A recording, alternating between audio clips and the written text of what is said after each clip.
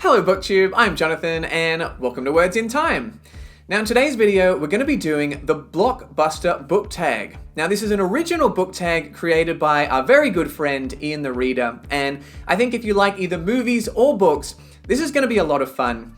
The quick pitch for it is we have 15 book questions that are each inspired by blockbuster films or film series. So let's get right into it with our first challenge.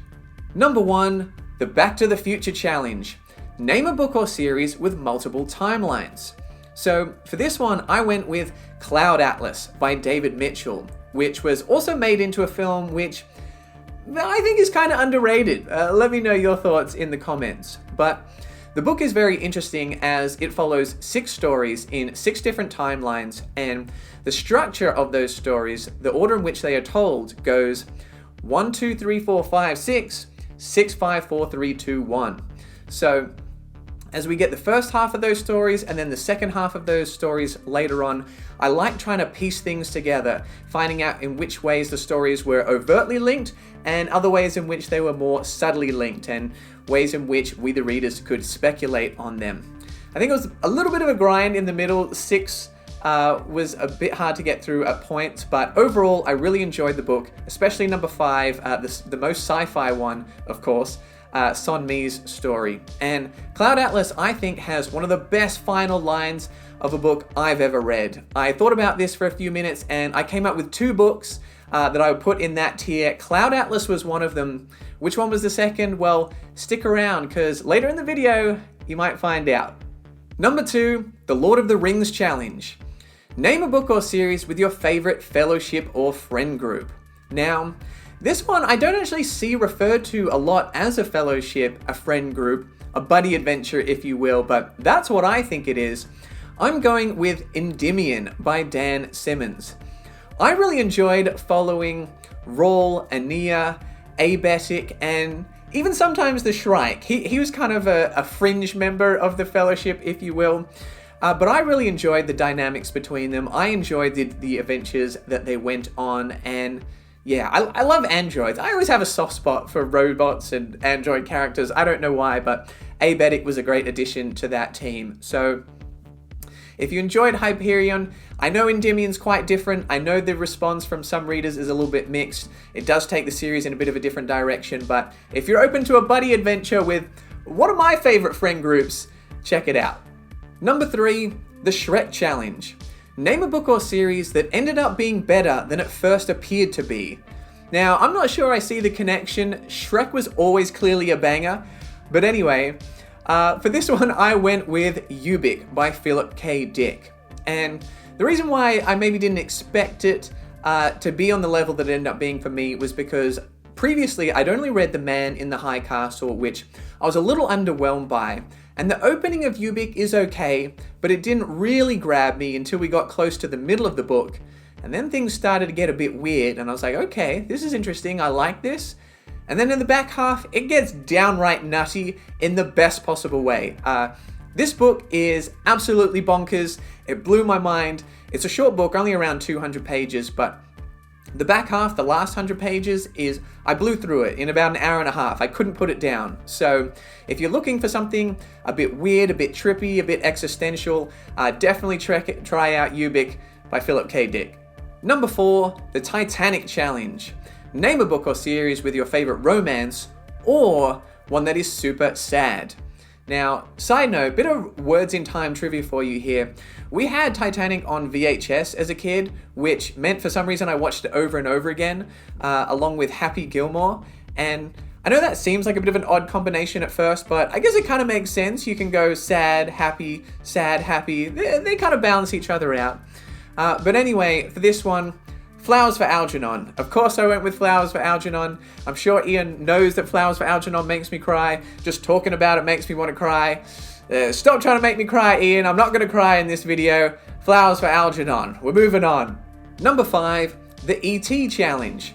Name a book or series with your favorite non-human character. So I'm kind of doubling up with this one, but I sort of need to make it up to them after calling them a fringe member of the fellowship. I'm going to go with the Shrike from Hyperion. Now, I'm not typically a fan of horror as a genre in my books or my films. Too scary, not interested. But the Shrike, despite being absolutely terrifying, is one of my all-time favorite characters. I think Dan Simmons wrote the Shrike in such an excellent way to both make him horrifying, but also so intriguing and enigmatic, and he's also involved in some of the best action sequences in the series. I think the Shrike is an absolutely fantastic character. I'm sorry I called you a fringe member. You really are an essential part of the Fellowship and the Friendship and the Hyperion Cantos. Number 6, the Harry Potter Challenge. Name a book or series that makes you feel nostalgic. For this one, I went with The Transol Saga by Gary Paulson.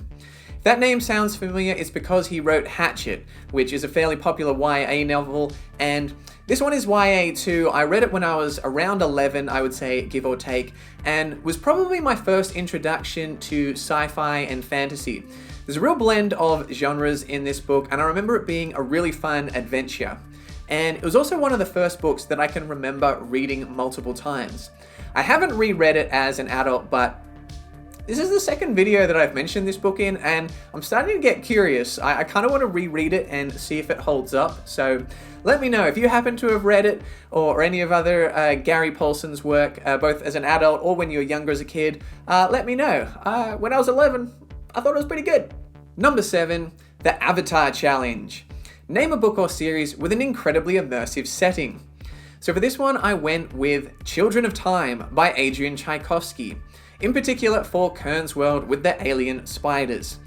I thought it was so interesting to follow this world over a period of time where we got to see the spiders evolve mentally and see how their societies developed and what kind of technologies they created. It was so fascinating to me, and it's one of those few books where just the mere mention of it makes me really feel like I'm back there. I'm immersed in it. I can picture the world. I can feel the world. Definitely one of the most engrossing reading experiences I have had, and it was one of my favorite reads of 2021. Number 8, the Toy Story Challenge. And before we get to the question, Toy Story 1 through 3, best trilogy ever? I know they brought it back with Toy Story 4, and it was fairly good, but man, Toy Story 3, oof, damn, that's a good movie. Anyway, here's the question. Name a book or series intended for younger audiences that you love. So, I don't really read a lot of YA or middle grade or anything like that, so I'm going to put a bit of a twist on this one. I'm going to give you a series that appears to be intended for younger audiences, and that is Red Rising. So I think because the premise is somewhat Hunger Games-esque, I think that's kind of how it's been marketed. I feel like the book covers, the aesthetic of them, definitely have a Hunger Games feel to them. But once you get past the first book, especially, doesn't really feel YA, doesn't really feel Hunger Games to me. It feels more space opera and gets pretty dark at times. But anyway, yes, Red Rising, fast-paced, a lot of action, good characters, pretty solid writing, pretty interesting world. Yeah, it's a solid trilogy, and I'm excited to start Iron Gold and get into the second Red Rising trilogy at some point this year. So let me know how excited I should be for that. What do you think of the second trilogy compared to the first? Number 9, the James Bond Challenge. Name a book or series that rests on the shoulders of its protagonist. So for this one, I went with the Sun Eater series by Christopher Rocchio.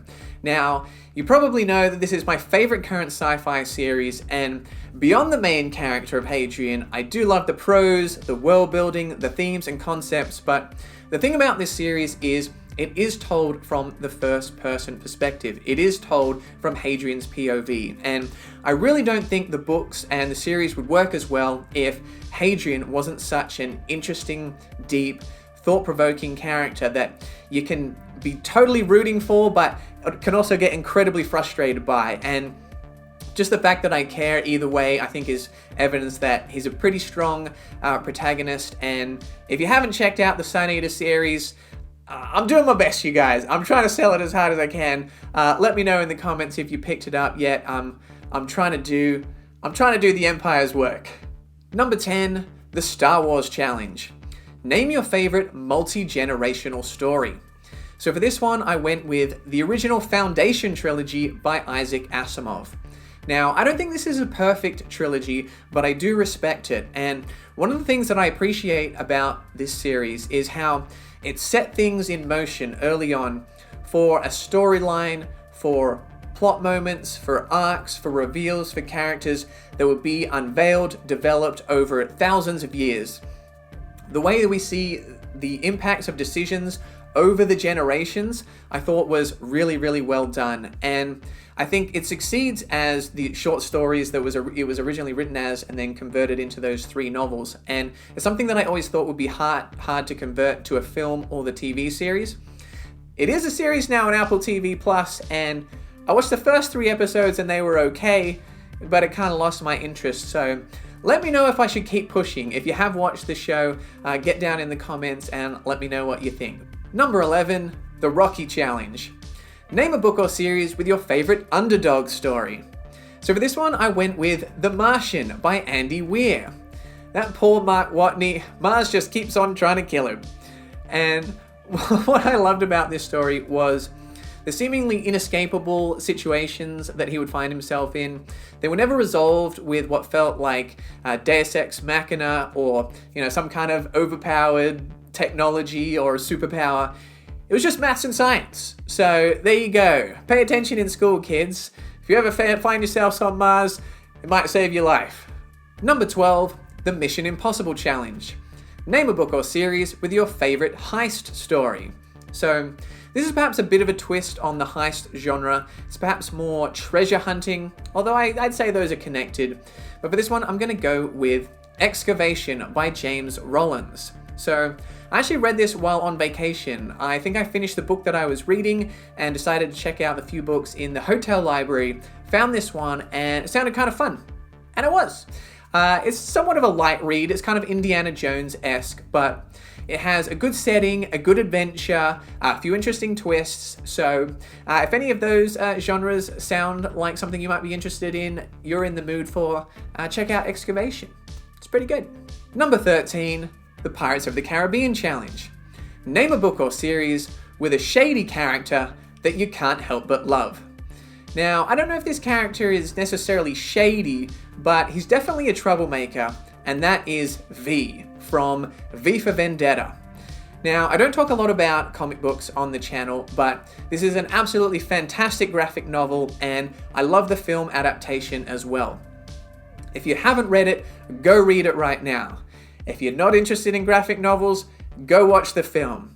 If you don't like the sound of the film, go to YouTube and search V for Vendetta monologue. I promise it's worth it. The character V gives a speech almost entirely, or at least predominantly, just using words beginning with the letter V, and it's absolutely phenomenal. So there you go. Check it out, watch it, and voila! Number 14, The Fast and the Furious Challenge. Name a book or series with a super fast-paced plot. So for this one, I picked Dark Matter by Blake Crouch. I did a review for this book, and I think it's absolutely one of the best stories, best paced books I've ever read, quickest reads I've ever gone through. It sets up an intriguing mystery with a fascinating sci-fi concept, and it just is hit from there. So if you like fast-paced books that feel, in some ways, it feels more like a film than a book, definitely check this one out. I'm sure it'll be adapted at some point, and it'll be another blockbuster for this blockbuster tag. Number 15, the Marvel/DC Universes Challenge. Name a book or series with a huge payoff. Now, this one was easy. I went with Ender's Game by Orson Scott Card. I don't know at what point in the writing process he came up with the ending for this book, but I'm sure it was a eureka moment because it is the perfect ending to an absolutely magnificent sci-fi story. If you haven't read it, I highly recommend checking it out. It's a classic for a reason. I think there's a lot of deep themes, interesting characters, good tactical and strategic battles, and an ending that really is a jaw-dropper. If you know a book with a better ending than this one, keep it to yourself, because I haven't read it yet and I don't want it spoiled. So Let me know. Let me know at least whether to check it out though. Don't tell me what the ending is, but put your recommendations in the comments. I'd love to read them. So those are the 15 challenges. Let's tag 3 people to answer those questions as well. I'm gonna go with Drew's Book Reviews. He's been a great supporter of the channel, which I really appreciate, and he's a reading machine. He's been smashing through a lot of great series like Discworld and some other things like that, so go check out his channel. Next, I'm gonna tag Yolian Reads. I tagged her in my 25 questions book tag video, but silly me, she'd already done it, so if you haven't already done this one, maybe you'd like to do this one as well. I absolutely love her channel. And lastly, I'm gonna go with The Library of Alexandria. I think Alan's absolutely hilarious, and I'd love to see the answers to these questions, so check out his channel in the description below as well. So there you go, guys. That was the Blockbuster book tag. Shout out again to Ian the Reader for creating the tag. I hope you enjoyed the video. If you did, make sure to like and subscribe, because as always, there's more sci-fi content coming soon.